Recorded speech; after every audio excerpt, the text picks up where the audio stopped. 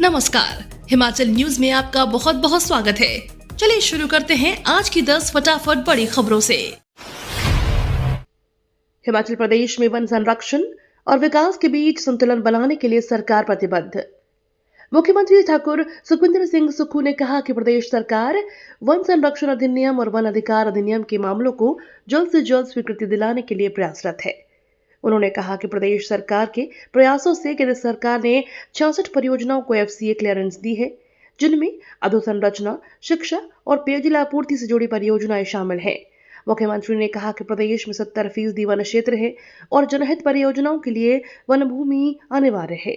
उन्होंने कहा कि प्रदेश सरकार ने वन मंजूरी के मामलों में तेजी लाने के लिए एक तंत्र विकसित किया है, जिसके परिणाम स्वरूप स्वीकृतियों की दर में सुधार हुआ है। हिमाचल प्रदेश को नशा मुक्त बनाने का संदेश देते हुए मैराथन का आयोजन। हिमाचल प्रदेश पुलिस की ओर से 11वीं हाफ मैराथन का आयोजन किया गया। प्रदेश को नशा मुक्त बनाने का संदेश देते हुए लगभग 2000 से ज्यादा प्रतिभागियों ने इस मैराथन में दौड़ लगाई। 21 किलोमीटर की यह हाफ मैराथन आरंभिक बिंदु ऐतिहासिक रिज मैदान से शुरू होकर हीपा कैंपस ढली हुई समाप्त हुई। इस हाफ मैराथन का शुभारंभ करने पहुंचे प्रदेश के राज्यपाल जय प्रताप शुक्ल ने प्रदेशवासियों से पुलिस के इस कार्यक्रम में सहयोग देते हुए हिमाचल को नशा मुक्त बनाने के लिए काम करने का आह्वान किया। यूपी की तर्ज पर हिमाचल में भी हो स्ट्रीट वेंडरों की पहचान, विक्रमादित्य सिंह का भाजपा सांसद ने किया समर्थन। हिमाचल में भी यूपी की तर्ज पर रेहड़ी पटरी की पहचान बताने वाले मामले पर मंत्री विक्रमादित्य सिंह का बयान चर्चा में है। स्वास्थ्य मंत्री धनीराम शांडिल के बाद अब शिमला लोकसभा सांसद सुरेश कश्यप ने भी विक्रमादित्य सिंह का समर्थन किया है। उन्होंने कहा कि हिमाचल में भी रेहड़ी फड़ी वालों के लिए पहचान सबके सामने आनी चाहिए। मुख्यमंत्री सुखविंदर सिंह सुक्खू बोले, नशा समाज के लिए बड़ा खतरा, जल्द चलेगा अभियान। नशे की समस्या से निपटने के लिए प्रदेश सरकार नशा मुक्त हिमाचल अभियान शुरू करने जा रही है। मुख्यमंत्री सुखविंदर सिंह सुक्खू ने कहा कि इस अभियान में नशे की रोकथाम, नशा करने वालों की शीघ्र पहचान और नशे की लत से पीड़ित लोगों को समाज में वापस लाने पर ध्यान केंद्रित करते हुए त्रिस्तरीय रणनीति बनाई गई है। सुक्खू ने कहा कि यह समस्या समाज के लिए सबसे बड़े खतरों में से एक है, जो सार्वजनिक स्वास्थ्य, सामाजिक स्थिरता और आर्थिक कल्याण को प्रभावित करता है। हिमाचल सरकार के खिलाफ मोर्चा खोलने की तैयारी, व्यवसायिक शिक्षकों ने दिया 1 महीने का अल्टीमेटम। हिमाचल प्रदेश के सरकारी स्कूलों में तैनात व्यवसायिक शिक्षकों ने प्रदेश सरकार के खिलाफ मोर्चा खोलने की तैयारी कर ली है। व्यवसायिक शिक्षक संघ ने व्यवसायिक शिक्षा से कंपनियों को बाहर का रास्ता दिखाने की मांग की है। संघ ने सरकार को 1 महीने का अल्टीमेटम दिया है। अगर सरकार उनकी मांग को नहीं मानती है तो व्यवसायिक शिक्षक शिमला में सरकार के खिलाफ हल्ला बोल देंगे। हिमाचल प्रदेश में 1 अक्टूबर को विद्युत सेवा रहेगी बाधित।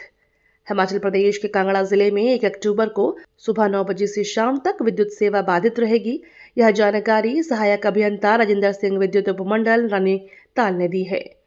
विद्युत उपकेंद्र दरकाटा के अंतर्गत आने वाले फीडरों को 11 kV बड़े तिहट्टी, 11 kV Ranital, 11 kV गहलिया, 11 kV Daulatpur, 11 kV दरकाटा तथा 11 kV नंदरूल फीडरों की विद्युत आपूर्ति बाधित रहेगी।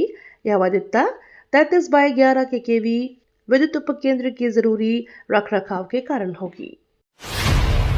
बोर्ड को खत्म करने और प्रवासियों की जांच की मांग पर हिंदू संगठनों का प्रदर्शन। धार्मिक और सांस्कृतिक संगठन देवभूमि संघर्ष समिति ने शिमला में मस्जिद के एक हिस्से के कथित अवैध निर्माण को लेकर हिमाचल प्रदेश के जिलों में विरोध प्रदर्शन किया। यह विरोध प्रदर्शन हिमाचल प्रदेश में अवैध मस्जिदों और प्रवासियों के खिलाफ किया गया। रिपोर्ट के मुताबिक प्रदर्शनकारों ने स्थानीय प्रशासन को ज्ञापन सौंपकर मांग की है कि वक्फ बोर्ड को कम किया जाए और प्रवासियों के दस्तावेजों की जांच की जाए। बाद में शिमला के चौड़ा मैदान में विधानसभा के निकट एक और विरोध प्रदर्शन किया गया, जिसमें संजौली में मस्जिद के कथित अवैध हिस्से को ध्वस्त करने की मांग की गई। हिमाचल प्रदेश के ऊना जिले में क्षेत्रीय अस्पताल में ई-पर्ची सिस्टम शुरू करने के लिए काम शुरू। क्षेत्रीय अस्पताल में मैनुअल पर्ची सिस्टम से जल्द निजात मिलेगी। अस्पताल परिसर में इसे लेकर नेटवर्किंग का कार्य शुरू हो गया है। इस कार्य को 15 से 20 दिनों में पूरा कर लिया जाएगा। इसके कार्य के पूरा होने के बाद सॉफ्टवेयर अपडेट कर ई पर्ची सुविधा को शुरू कर दिया जाएगा। इससे लोगों को आगामी दिनों में मरीजों को हाथ से लिखी पर्ची के बजाय ई पर्ची मिलेगी। क्षेत्रीय अस्पताल में लोगों को बेहतर व आधुनिक सुविधा देने के लिए अस्पताल प्रबंधन ने इलेक्ट्रॉनिक पर्ची सिस्टम शुरू करने को लेकर कार्य शुरू कर दिया है। बाजार में कश्मीरी सेब, गिरे हिमाचली सेब के दाम। बाहरी राज्यों की फल मंडियों में कश्मीर का सेब पहुंचने के बाद हिमाचली सेब के दाम गिर गए हैं। हिमाचल का जो सेब बाहरी राज्यों को जा रहा है, उसके दाम में एकदम से गिरावट दर्ज हुई है। सेब की 20 किलो की पेटी अब 1000 से 1500 रुपए तक बिक रही है। ए ग्रेड सेब को 15,000 रुपए तक दाम मिल रहा है, क्योंकि मार्केट में कश्मीर से भी सेब पहुंचने लगा है। इस बार हिमाचल का सेब सीजन देरी से शुरू हुआ था और यही वजह है अभी भी यहाँ बगीचों में सेब पड़ा है जिसे मार्केट में पहुंचना है। 3 महीनों में कागज 30% महंगा, उद्योगों पर संकट। पेपर मिलों द्वारा पेपर के दामों में की गई बेतहाशा बढ़ोतरी ने हिमाचल प्रदेश के गत्ता उद्योगों की कमर तोड़कर रख दी है। हालात यह है कि कच्चे माल के दाम में लगातार वृद्धि होने से जहां उद्योगों में कामकाज प्रभावित हो रहा है, वहीं भुगतान के संकट के बीच हजारों कामगारों की नौकरी पर भी खतरा मंडराने लगा है। गत 3 महीनों में अरसे से कागज की कीमतों में 30% तक की बढ़ोतरी दर्ज हुई है। गत्ता उद्यमियों ने 2 टूक शब्दों में ऐलान किया है कि अगर पेपर मिलों की मनमानी नहीं रुकी तो गत्ता उद्योग हड़ताल पर चले जाएंगे। मरीजों को नागरिक आपूर्ति निगम की दुकानों पर आज नहीं मिलेगी सस्ती दवाएं। राज्य नागरिक आपूर्ति निगम सभी थोक बिक्री केंद्रों, गैस एजेंसियों और दवाई दुकानों का आर्थिक भौतिक सत्यापन 2 अक्टूबर तक करेगा। ऐसे में जिला ऊना और हमीरपुर के किसी भी सरकारी अस्पताल में 1 अक्टूबर को 1 बजे तक निगम की दवाई दुकानों में दवा नहीं दी जाएगी। Doctor Radhakrishnan medical college Hamirpur और क्षेत्रीय अस्पताल ऊना में राज्य नागरिक आपूर्ति निगम की स्थापित दुकानों में 1 अक्टूबर को दवाइयों की बिक्री बाधित रहेगी। भारत के सर्विलांस मार्केट में बंद होने वाली है चीन की एंट्री। हाल ही में लेबनान में हुए पेजर ब्लास्ट से भारत सरकार ने सबक लिया है। सरकार भारत के सर्विलांस मार्केट से चीन की एंट्री बंद करने जा रही है। इससे चीन की कंपनियों को जहां भारी नुकसान होगा, वहीं सर्विलांस प्रोडक्ट बनाने वाली भारतीय कंपनियों को फायदा होगा। इस आदेश के पूरी तरह से लागू होने के बाद भारतीय सीसीटीवी कंपनियों को सिर्फ ट्रस्टेड लोकेशन से ही कंपोनेंट आयात करने की अनुमति होगी। केंद्र सरकार खरीदेगी पलामू की अरहर दाल। कृषि मंडी ने कहा किसानों की आय बढ़ाने के लिए उठाएंगे कदम। झारखंड के पलामू पहुंचे केंद्रीय कृषि मंत्री शिवराज सिंह चौहान ने मीडिया से कहा कि पलामू की अरहर दाल काफी मशहूर है।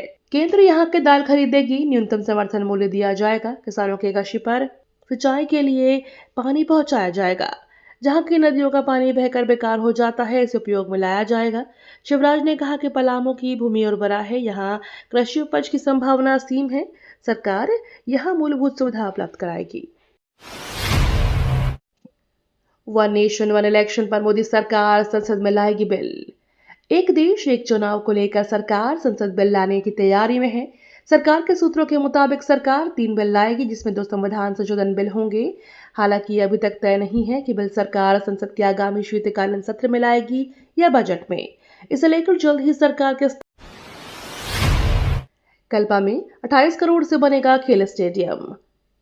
खेल को जीवन में शामिल करने के सशक्त व्यक्तित्व का निर्माण होता है। यह बात राजस्व बागवानी जनजातीय विकास मंत्री जगत सिंह नेगी ने किन्नौर जिला के कल्पा स्थित मिनी स्टेडियम में आयोजित 5 दिवसीय अंडर 19 खेलकूद प्रतियोगिता के समापन समारोह में बतौर मुख्य अतिथि शिरकत करते हुए कही। आपको बता दें, 24 सितंबर से 28 सितंबर तक आयोजित खेलकूद प्रतियोगिता में जिला के 42 स्कूलों के 547 प्रतिभागियों ने भाग लिया। ये तो थी आज की 10 बड़ी खबरें।